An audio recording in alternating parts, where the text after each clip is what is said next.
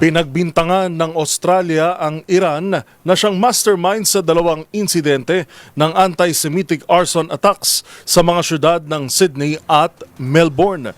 Samantala, pinaghampas naman ang dalawang lalaki sa Indonesia bilang parusa matapos mahuli ang mga ito na nagtatalik sa isang palikuran noong Abril. Ang mga balita mula sa ibayong dagat tinutukan sa Global Headlines Report ni James Galange.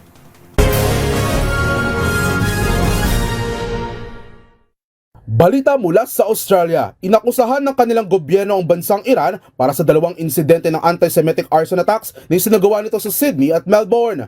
Dahil dito, agad na pinalayas palabas ng bansa ni Australian Prime Minister Anthony Albanese ang ambassador ng Tehran, ang kauna-unang ganitong pagpapatalsik mula noong ikalawang digmaang pandaigdig.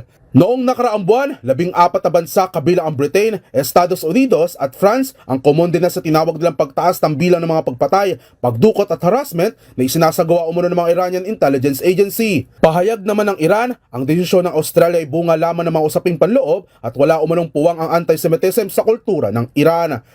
Anila, maglalabas sila na naangkop na desisyon bilang tugon sa naging hakbang ng Australia. Samantala sa iba pang balita, dalawang lalaki naman ang muling pinarusahan ng 76 na beses na paghahampas sa lalawigan ng Aceh, Indonesia. Ito ay matapos mahatulang guilty sa kaso paipagtalik na labag sa kanilang batas. Ayon sa kanilang Sharia Islamic Court, unang nasentensya ng 80 beses na paghahampas, ngunit ibinaba ng 4 na beses bilang kabawasan para sa 4 na buwang pagkakakulong. Nahuli ang dalawa noong Abril habang magkasama sa isang public restroom kung saan agad din silang pinalo ng mga otoridad sa mismong lugar ng pagkakadakip.